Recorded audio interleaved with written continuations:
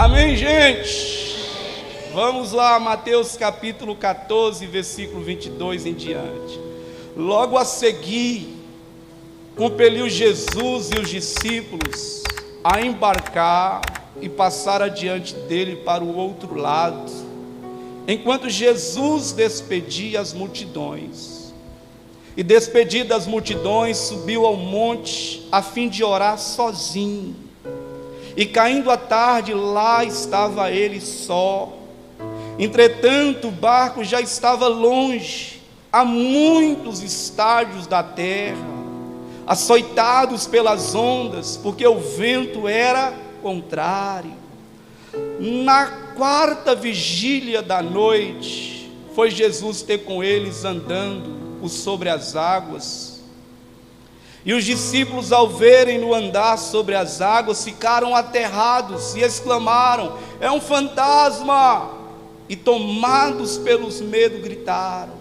Mas Jesus imediatamente lhe disse: tende bom ânimo, sou eu, não temais.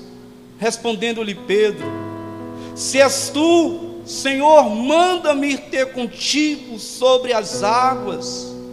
E ele disse: vem. E Pedro, descendo do barco, andou sobre as águas e foi ter com Jesus.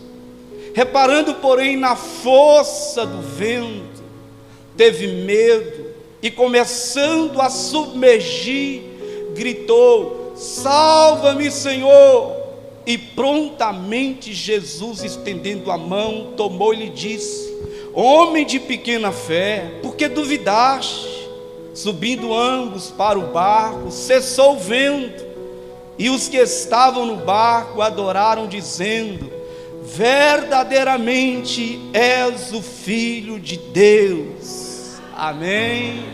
Fecha a sua Bíblia agora, fecha também os seus olhos, e eu quero convidar você a abrir seu coração, e mais uma vez, fale com o Senhor nesta noite, a fim de que essa palavra encontre morada no seu coração neste lugar. Nosso amado e eterno, bendito Deus, Senhor da glória, te damos graças, Senhor, por essa noite preciosa de comunhão, de adoração ao Senhor. Te louvamos, Senhor, por cada vida que deixou os seus lares e vieram aqui nesta noite cultuar, bendizer e engrandecer o teu nome. Senhor, os louvores foram entoados, agora a palavra do Senhor terá primazia na nossa alma. Só tu tens as palavras de vida eterna. Espírito Santo, em nome de Jesus, ministre ao nosso coração, fale com cada um de nós. Assim, ó Deus, nós oramos te dando toda a honra, toda a glória, toda a adoração, em nome de Jesus, amém. Aqui a sua atenção, irmãos e irmãs. Este é um dos milagres mais fascinantes, impressionantes, operado pelo Senhor Jesus Cristo, porque simplesmente nos mostra Jesus desafiando as leis da natureza, mas também nos mostra Jesus revelando aos seus discípulos naqueles dias a sua divindade. Este milagre acontece logo após o outro grande milagre operado pelo Senhor Jesus, que é a multiplicação de pães, onde diz que 5.000 homens foram alimentados, sem contar crianças e mulheres. E o texto que nos fala mais precisamente no versículo 22, que Jesus aqui está compelindo, ele está forçando. A palavra compelir significa simplesmente obrigar. E Jesus está compelindo, obrigando os seus discípulos a embarcar e passar para outra margem. E quando ele dá essa ordem, diz o texto que ele sobe ao monte para orar sozinho. Mas diz o texto, irmãos, que com o passar do tempo, despedido as multidões, Jesus do monte orando ali sozinho, diz que o barco agora já distante a muitos estádios da terra, este barco dos discípulos passaram a ser açoitados pelos ventos, e o texto chega a dizer que o vento agora lhes era contrário. O que é vento contrário? Significa que eles intentavam ir para uma direção, mas o vento forçava, obrigando-os a ir a outra direção. Mas diz o texto que na quarta vigília da noite, era depois das 3 horas da madrugada, irmãos e irmãs, em que simplesmente todas as possibilidades de socorro humano já haviam se esgotado. Não havia outros barcos ali naquele momento para socorrer os seus discípulos. É neste exato momento, na quarta vigília da noite, o texto nos fala que Jesus foi ter com eles, mas de uma forma sobrenatural, como eu disse, desafiando as leis da natureza. Ele vem agora andando sobre as ondas, sobre as águas do mar, aquele mar que estava, de certa forma, impetuoso. Jesus vem andando sobre as águas, e agora os discípulos, ao verem andar sobre as águas, ficaram acometidos de pavor, de medo, aterrado. Esta expressão que nos diz aqui, no versículo 26, ficaram aterrados, de tal forma que eles clamaram todos juntos ao ver aquela imagem daquele homem andando sobre as águas. Gritaram: é um fantasma. E o texto diz que Jesus então imediatamente libera 3 palavras para os seus discípulos, dizendo o seguinte: sou eu, tem de bom ânimo, sou eu, não temais, sou eu, não temais. Pedro mais para frente então diz: Senhor, se és tu, manda-me ir ter contigo, andando sobre as águas. E Jesus então libera essa ordem para Pedro, dizendo: Pedro, vem. E o texto também nos fala que Pedro, descendo do barco, dá para se imaginar, irmãos, essa cena. Pedro agora deixa o barco e ele passa a andar sobre as águas, porque o texto relata isso. Andou Pedro sobre as águas, e diz que ele foi então ter com Jesus. Mas este mesmo texto também nos fala que Pedro então passa agora a reparar a força dos ventos.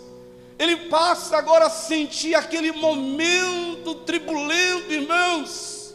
E Pedro então, ele começa então a submergir naquele momento.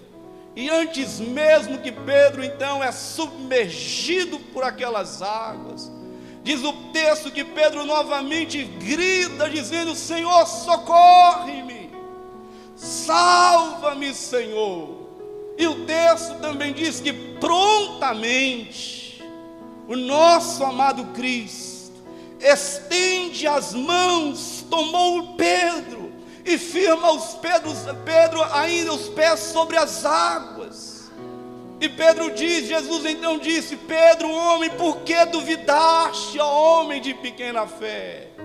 O texto chega a dizer que eles, voltando ambos para o barco, a Bíblia diz que Jesus então cessou o vento, cessou a tempestade.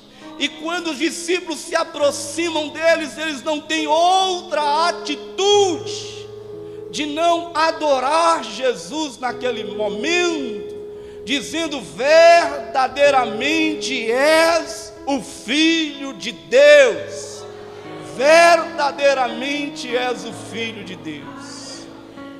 É um texto que todos nós aqui talvez conheçamos, mas há aqui, irmãos, lições preciosas para a nossa meditação aqui nesta noite. E eu quero ser sucinto, porque nós estamos no culto de ceia do Senhor. Mas eu quero aqui, debaixo da graça, da misericórdia desse Deus, compartilhar contigo algumas lições que o Espírito Santo ministrou ao meu coração nesta palavra. Primeira lição que eu extraí e compartilho contigo nesta noite é que obediência a Deus não nos isenta de tempestades, igreja. Obediência a Deus não nos isenta de tempestade. Esta é a maior realidade que a palavra de Deus, irmãos, nos apresenta através deste texto. As tempestades fazem parte da nossa jornada nesta vida. É certo que nós estamos vivendo dias, irmãos, em que este evangelho atual, moderno, tem tentado tirar da mente das pessoas que elas simplesmente vêm a Cristo e aí cessa todas as dores, cessam todas as lutas, as adversidades e as tempestades. Mas quando nós olhamos para o evangelho de Jesus, nós vemos que o evangelho não nos isenta, irmãos, de tempestade. O texto aqui nos diz que logo em seguida Jesus compeliu, Jesus insistiu, Jesus obrigou os seus discípulos a entrar nesse barco. Significa que era Jesus que estava impulsionando os seus discípulos a viverem aquela experiência. Isto é realidade, irmãos e irmãs. Não pense você que pelo fato de estar vivendo na presença de Deus, você viverá uma vida isenta de tempestade. Veja bem que os discípulos estavam obedecendo uma ordem direta de Jesus, e ainda assim eles foram submetidos a esses ventos contrários. Meu irmão, minha irmã, às vezes você vai se deparar com ventos contrários na sua casa, na sua família, na sua vida cristã. Você vai se deparar com situações adversas. Às vezes é você lutando para que algo dê certo, mas os ventos contrários soprando contra a sua vida, te compelindo a ir para outra direção. Esta é a primeira lição que você tem que compreender nesta noite através deste texto. Que pelo fato de você estar servindo a Jesus em obediência, você não está isento de tempestades na sua vida. Segunda lição, é uma lição preciosa, é que Jesus está consciente, Jesus está ciente, irmãos, de todas as tempestades que nós vivenciamos nessa vida. Isso, irmãos, alegra a minha alma e me traz conforto quando eu estou passando por alguma adversidade. De saber que Jesus, irmãos, está ciente de tudo que eu estou vivenciando naquele momento. O texto é claro em dizer que Jesus dá essa ordem aos seus discípulos, e ele estava lá no monte orando sozinho, mas mesmo orando sozinho, ele estava ciente do que se passava com seus discípulos em alto mar. Meus irmãos e irmãs, eu quero que você saiba disso. Jesus está ciente das lutas que você passa. Jesus está ciente, de acordo com as tempestades que você enfrenta na sua vida. Ele está vendo, Ele está observando, Ele está contemplando. Ele sabia o que realmente estava passando com seus discípulos. Ele sabe o que você está passando, Ele sabe a luta que você entrou, Ele sabe a angústia que você está vivendo internamente, essa luta interna. Ele observa do alto dos céus, Ele contempla todas as coisas. Os seus olhos são como chama de fogo, meus irmãos, e nada passa despercebidos aos olhos do Senhor. E isto tem que trazer conforto, alegria para a nossa alma, saber que eu vou vivenciar a tempestade, mas o meu amado Cristo está ciente das dores e das lutas que eu passo nessa terra. Aleluia, louvado seja Deus. Mas vamos para a terceira lição que eu extraio neste texto, igreja. Jesus sempre vem ao nosso encontro, e Ele vem no tempo certo, irmãos. Se conforta meu coração também em meio às tempestades da vida, saber que Jesus vem, igreja, mas ele não vem no nosso tempo, não vem no seu tempo, irmã, vem no tempo certo. Talvez o tempo que você imagina ser o tempo certo, mas talvez não seja o tempo de Deus, o Kairos de Deus, o tempo de Deus, irmãos. O texto diz, irmãos, que era alta madrugada, onde, como eu disse, todas as possibilidades de salvação havia se esgotado, quando não tinha mais jeito. Jesus vem andando sobre as águas altivas, irmãos e irmãs. É no momento de maior dificuldade da nossa vida que Jesus vem ao encontro de cada um de nós. De qual forma? De maneira sobrenatural, andando sobre as tempestades, andando sobre o mar, andando sobre as ondas, porque denota que o nosso amado Cristo está no controle de todas as coisas. Pode aplaudir Jesus nesta noite. Quarta lição, irmãos, isso aqui é para mim e para você nesta noite. Cuidado com medo. Diga isso para alguém aí. Cuidado com medo. Por que cuidado com medo? Porque o medo pode nos impedir de reconhecer a nossa salvação.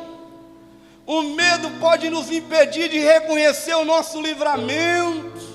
O medo pode nos impedir de reconhecer mesmo até a pessoa do nosso amado Cristo.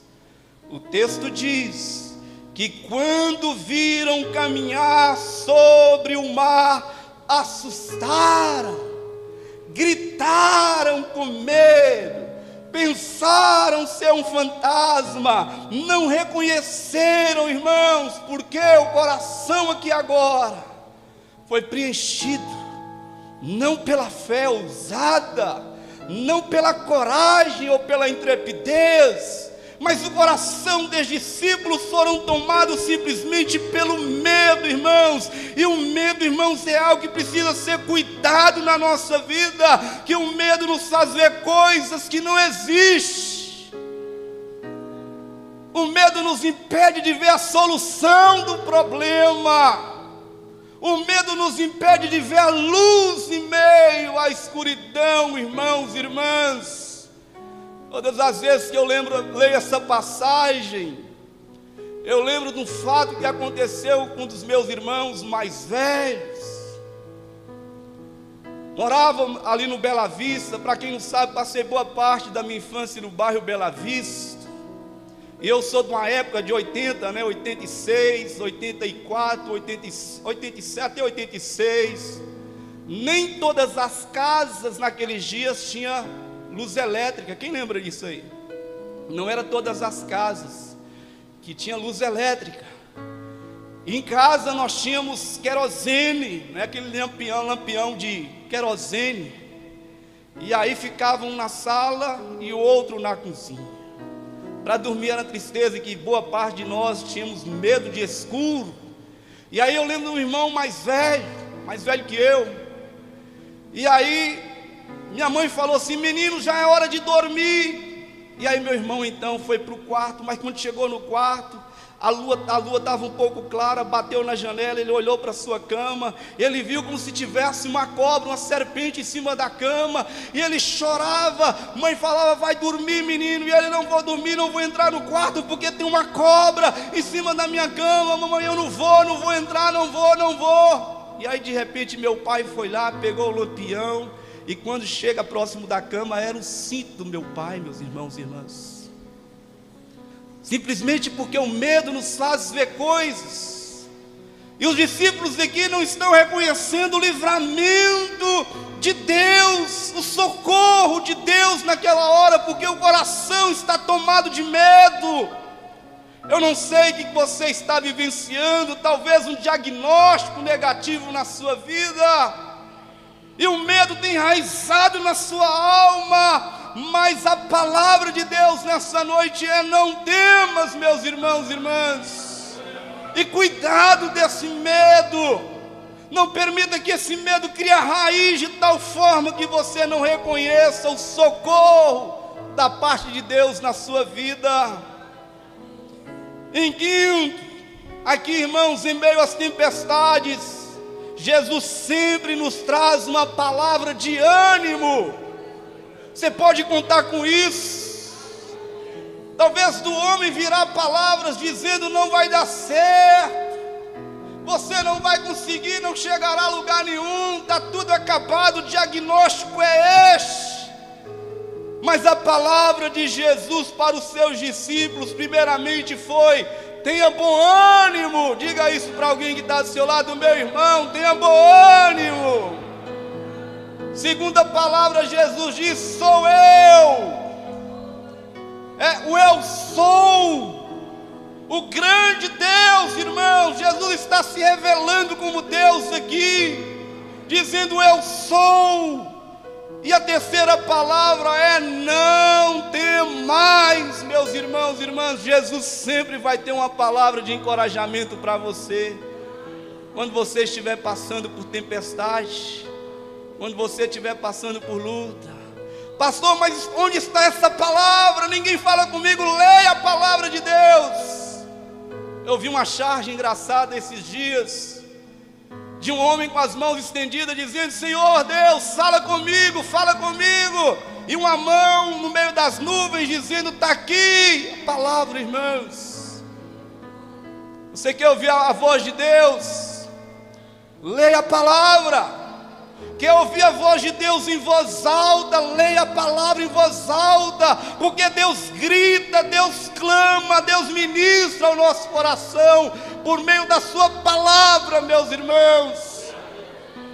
Se há tempo que Deus não fala contigo, talvez a sua Bíblia, que há muito tempo está fechada, mas quando você abre, é Deus falando contigo, criatura, e Ele está dizendo: sou eu. Tenha bom ânimo, não temais, meus irmãos e irmãs. Jesus sempre tem essa palavra para nós: tem de bom ânimo, não tenhas medo. E em sexto, a fé nos leva a viver o sobrenatural. Quantos aqui creem nisso? A fé nos leva a viver sobrenatural.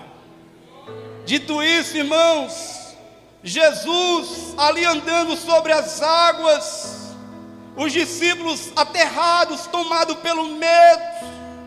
De repente Pedro diz: Senhor, se és tu, manda-me ir ter contigo sobre as águas. Jesus disse: vem, Pedro. E Pedro, diz o texto, irmãos, que Pedro andou sobre as águas. Isso significa que enquanto nós estamos caminhando com fé, meus irmãos, enquanto nós estamos olhando com fé para Jesus, nós andaremos sobre as tempestades da vida, nós experimentaremos do sobrenatural de Deus.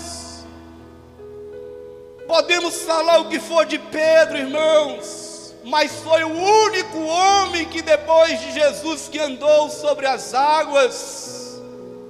Pedro andou sobre as águas.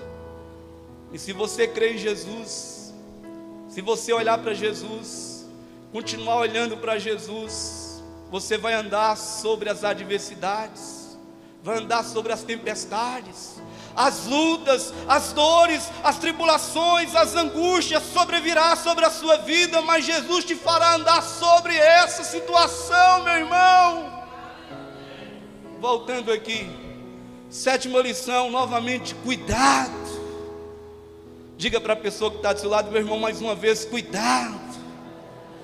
Cuidado, porque desviar o foco de Jesus te fará afundar, meu irmão. Cuidado, porque se você tirar o foco de Jesus, você vai submergir, você vai afundar na sua vida espiritual. os problemas da vida vão submergir a sua vida, os problemas vão te engolir, a angústia, a depressão, irmãos, tantas coisas deste mundo vai compelir a sua vida, vai tirar suas forças e as suas energias vitais.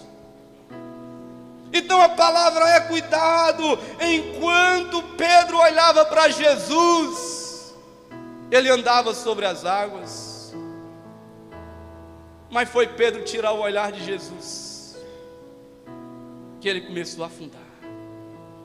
Cuidado, não tire seu olhar de Jesus, não perca seu foco por nada. Mas os ventos, tempestade, o Senhor não sabe o que eu estou passando na minha vida familiar. Olha para Jesus, continua olhando firmemente para Jesus, porque tirar o olhar de Jesus, o texto diz aqui, irmãos, reparando porém na força do vento, teve medo. Mais uma vez agora o medo enraiza na alma de Pedro, porque tirou o olhar de Jesus e passou a reparar na força dos ventos. Quantos aqui passam por problema? Se você não passa problema, me fala depois do culto, eu vou te dar um pouquinho, problemas meus para você, compartilhar um pouco de problema. A Bíblia diz que todos aqueles que querem viver piedosamente em Cristo padecerão perseguição, luta, adversidade. A W. Tozer diz que o cristão que não passa por luta está vivendo o evangelho errado. Porque passamos por luta, irmãos, passamos por adversidades, passamos por tribulação, as tempestades as vêm, surgem do nada, mas devemos manter o nosso olhar fixo, firme em Jesus, mesmo quando a situação ao nosso derredor parecem difíceis. Oitavo, Jesus está sempre pronto a estender as suas mãos. Jesus sempre está pronto a nos resgatar, meus irmãos. Quando Pedro clama por socorro, Senhor, salva-me, socorre-me. Talvez este tem que ser o clamor seu aqui nesta noite. Se alguma situação te puxa para baixo, ou se você está vivenciando ventos contrários na sua vida, talvez você está tentando caminhar para um lado, lutando, irmãos, e os ventos contrários estão arrematando contra a sua vida. Jesus, socorre-me. Jesus, salva-me. Jesus, irmãos, nunca nos abandona quando nós clamamos. Diz o texto aqui, irmãos, que prontamente é a palavra do versículo 31. Prontamente Jesus estendeu a mão. Você pode estender a mão para alguém, pegar na mão de alguém nesta noite, pega na mão dele e diz: a paz do Senhor, meu irmão. Amém. Agora olha para cá. Jesus então tomou e lhe disse: por que temeis, homem de pequena fé? Jesus sempre vai estender as mãos quando você clamar por socorro. Jesus sempre vai te resgatar quando você estiver no pior momento da sua vida, pior quadro da sua vida. Você pode contar com as mãos dele. Isaías 59 diz que eis que as mãos do Senhor não estão encolhidas para que não possa salvar, nem surdos seus ouvidos para que não possa ouvir. Significa que você pode clamar hoje: socorre-me. Ele te ouve e ele estende as mãos. Outra lição: as tempestades testam e fortalecem a nossa fé, meu irmão. As tempestades não vêm para te destruir. Amém? As tempestades não vêm para te destruir. As tempestades que nós passamos, precisamos entender, irmãos, que ela não vem para destruir as nossas vidas. mas sim para tonificar as musculaturas da nossa alma, da nossa fé, meu irmão. São provas que Deus nos submete, irmãos. Jesus está dizendo: por que temeis, homem de pequena fé? Por que duvidaste? Essa prova não vai te destruir, essa luta não é o seu fim, essa tribulação que você está vivendo, essa tempestade que você está enfrentando, é para fortalecer a sua fé, é para te ajudar a melhorar como servo de Deus, como serva de Deus. E por último, irmãos, para nós orarmos, as experiências com Deus têm que nos levar à adoração a Ele. As experiências que nós passamos com Deus têm que nos levar, têm que resultar em adoração a Ele. O texto diz assim no versículo 31, que subindo ambos para o barco, cessou o vento. Quando ele chega, o vento cessa. Versículo 33 diz que: e os que estavam no barco aproximaram dele, dizendo: verdadeiramente és o Filho de Deus. O texto diz que adoraram a Jesus. Isso significa que todas as lutas que nós passamos na nossa vida tem que resultar em adoração a Ele, em louvor a Ele. Foi assim quando o povo passara pelo mar Vermelho, irmãos, do outro lado o povo adorou a Deus. Foi assim com aquela mulher do fluxo de sangue, ela adorou a Deus. Foi assim com uma mulher cirofenícia, no final ela adorou a Deus. Será assim na sua vida. Quando você passar por essa luta vai redundar e resultar em adoração a Deus. Você pode adorar a Deus, você pode engrandecer a Deus, você pode louvar a Deus. Aleluia. A sua luta, a sua prova vai resultar em adoração, meu irmão. Mas antes mesmo que essa luta termine, comece a adorar hoje, aqui agora, porque Ele é verdadeiramente Filho de Deus. Ele é digno de toda adoração e de toda exaltação. Portanto, eu quero convidar você a se colocar de pé no seu lugar e nesta noite. Que o Espírito Santo possa complementar, ministrar, continuar falando ao seu coração nesta noite, irmãos e irmãs. Quero convidar você a fechar os seus olhos agora. E eu quero convidar você, além de fechar os olhos, fazer duas coisas. Aqui, fecha seus olhos.